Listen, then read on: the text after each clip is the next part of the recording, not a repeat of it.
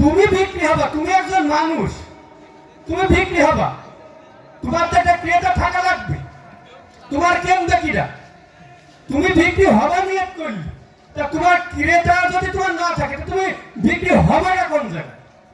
তা তোমার বিক্রি হতে হলে তোমার একজন রসুলের কাছে বিক্রি হতে হবে, এবং একজন রসুল বর্তমান থাকা লাগবে। সেই রসুল তোমাকে কেনবে, ক্রেতা রসুল, বিক্রেতা একজন সাধারণ মানুষ। তাই রসুলের কাছে বিক্রি হওয়ার নাম হচ্ছে বাদ গ্রহণ করা বা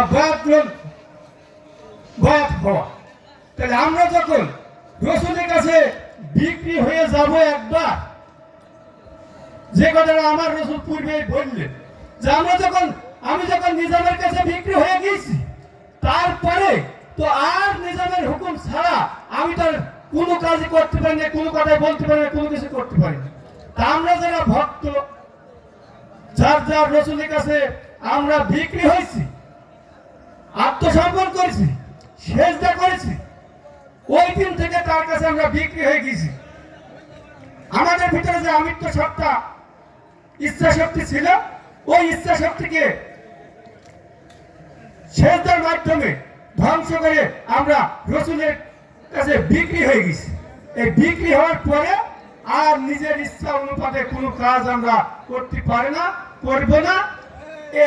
নিজের ইচ্ছা অনুপাতে কোনো কাজ করব না, রসুল যাহা বলে তাই করব, এটার নামই আছে বায়াত হওয়া বা বিক্রয় হওয়া। কারণ বিক্রয় করার পর তো আমাদের তো কোনো অধিকার থাকে না। যদি একটা গরু বিক্রি করতেছে, পরের দিনকে নিয়ে আসতে পারছে, তাই আমরা যারা রসুলের কাছে বিক্রয় হয়ে গেছে, আমাদের আর কোনো অধিকার নেই যে আমি এখন যে কথাটা বললেন যে তুমি চা খাতে যাবা, এই অনুমতি কিন্তু রসুলের কাছে নিয়ে যেতে হবে।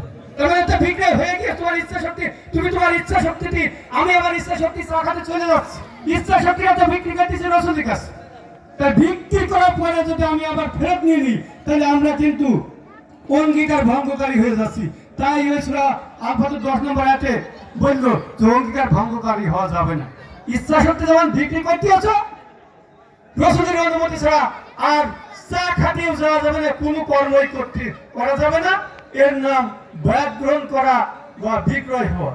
তা আমরা সকলেই বর্তমান এক জামানার একজন রসুলের হাতে হাত দিয়ে প্রত্যেকে বিক্রয় হয়ে ইচ্ছা শক্তিকে বিক্রয় করার জন্য, বিক্রয় করে ইবাদত করার জন্য সকলকে উদাত্ত আহ্বান জানিয়ে আমি আমার সংক্ষিপ্ত বক্তব্য এখানে শেষ করলাম। জয় গুরু, জয় হাসিবুল, জয় বিশ্বের সকল গুরুবাদী, জয় গুরু।